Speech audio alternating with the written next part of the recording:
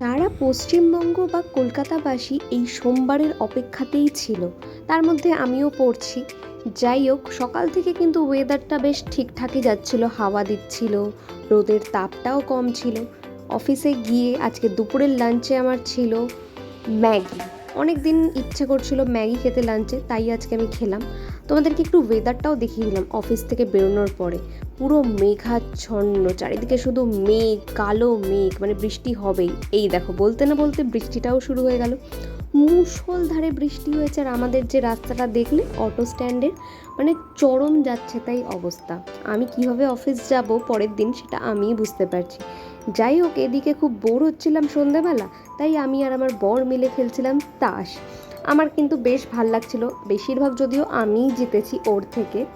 যাই হোক, তারপর রাতে ডিনারটা করে নিলাম, আর এই মাছের ঝোলটা খেতে আমার বেশ ভাল লাগে। দেখা হচ্ছে নেক্সট ব্লগে।